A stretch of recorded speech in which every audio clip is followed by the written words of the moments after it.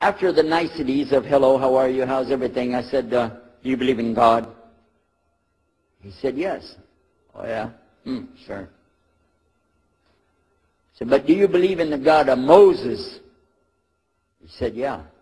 Abraham? Yeah. What about David and Suleiman? He said, yeah. So when I meet this man, I'm impressed that he's believing these things, but I thought maybe he's just saying it. So I even asked him, what about Jesus? Because I thought maybe they're kind of, first I thought Muslims were like Hindus. That was first. And then when he said he believed in some of the things of the Bible, I said, okay, maybe they're like Jews. So that's when I said, yes, but what about Jesus? Do you believe in Jesus? And he said, yes. I said, okay, wait a minute. This is going to be easy. I can convert this guy. So I agreed that we're going to do business with him. And in fact, I took him immediately out to have tea together. We sit together, drink tea, talk a little while. And I started trying to preach to him right away. I'm in the Bible. I got it right there. Flip it open. Genesis. Let's talk about Abraham. What do you know about Abraham? Abraham, he had 2 sons, you see, and blah, blah, blah, blah, blah. And I'm doing all the preaching to him. You imagine this? And he sat there. Okay. He's a graduate of Allah's heart. Like this. Get me? You know what I'm saying? Well, it happened that during Ramadan, some of his friends that he was staying with had to move their apartment around or something, and he was going to go stay in the masjid for itikaf in Ramadan. It's normal. We didn't understand. I thought he has nowhere to go, and I told my dad, this man has nowhere to go. And my dad said, no, he's got money. I said, no, he doesn't. Dad, I'm telling you, he has no place to go. I heard him say he's going to go live in the mosque to a Christian. If you're going to live in the church, ooh, that's the worst. So I said, let me offer that he can stay at our place. And my dad said, no, don't do that. That's not right. I said, no, I'm going to offer to him. I went to him and I said, how would you like to come stay at our place? He said, no, I want to go and stay there. I want to stay in the mosque, and it's something good. I said, oh man, look at this poor man.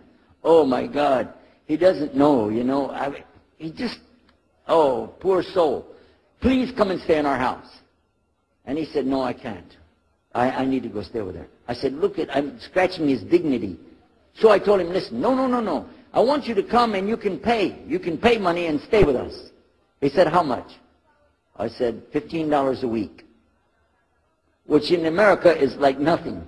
$15 is nothing. I said, and then he kind of hesitated. I said, and we'll pay for all the food. Well, you eat $15 worth of food in one day in America. He said, okay, all right. And I told my dad later, I said, see how I did that? Because now he'll stay with us. He knows he's getting a good deal on the food, and I was making it all about money. Well, I didn't know he wanted to come and stay with us. He wanted to learn about how are Americans and how is the dawah going to be. What do we believe? Especially people who are preaching. So he came and stayed in our house. And I said, well, now that's good. I'll travel with him and go with him in places, and he'll see and he'll learn about Christianity. As we were traveling and working together, we put up tables just like this and booths and things and set things out for people to come and look at them and sell things. And I caught him one time. When somebody wanted to take something from the front, he took it from the back and gave it to him. And I looked at him. And then next time somebody started to take something, he took from the back and gave it to him. I said, hey, Muhammad, we take the stuff from the front because that's the old stuff. The new stuff in the back, just hold it back. You know what I'm saying? This is dated material. Get rid of the junk first. He said, no, I can't. In my religion, we can't sell something unless we give the people the best. I said, got me on that one.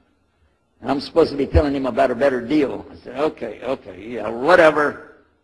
You're never going to make any money, though. But that's all right. Over a period of time, I came to learn a lot of things. Also about being humble. A lot. Because this man was obviously well educated, very articulate, could really talk about a lot of subjects. In fact, I tried to debate with him about many things, but he was so wise and well-educated that he could see what I was doing, and he would take it easy and let me win every debate.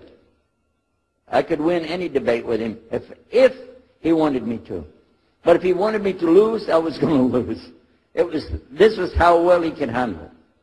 Now, what happened, one of the preachers that I knew, another preacher, who used to carry a big cross and walk down the street so people would stop and talk to him about religion, he had a heart attack, and he went to the hospital. So I went to the hospital to visit him, and when I was visiting him, I met another man in the hospital who was in a wheelchair. This gentleman had a problem. He didn't want to talk to anybody. And I told him, let me witness to you. Let me share the message of Jesus with you. So I took out my Bible, and again, I start telling him about a prophet, Prophet Yunus, alayhi salam. And I'm telling them, look at Jonah. He's in the belly of the whale. He's in the sea. He's down there like this, and who knows how long.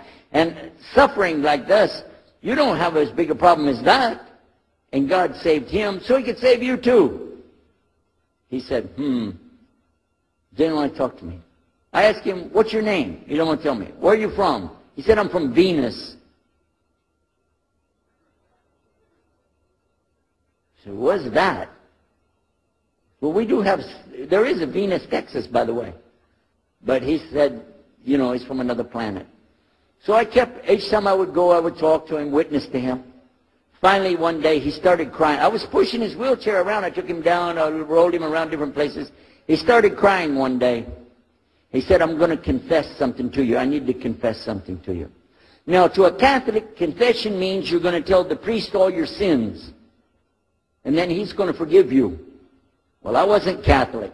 And I told him, listen, I'm not Catholic and I'm not a priest. I'm a preacher. He said, I know better than you do. I am a priest. I said, oh my God. This man is a priest? And he knows the Bible better than I do. He said, I just have had a hard time. I've been here and having heart attacks, and I've been having problems and everything, and trying to figure out a lot of things. He said, I'm sorry I took it out on you. I really am. I apologize. And he started crying. And when he started crying, I felt sorry, I hugged him, and I said, it's okay. One day I went to the hospital, and my friend was gone. So I started visiting with the priest.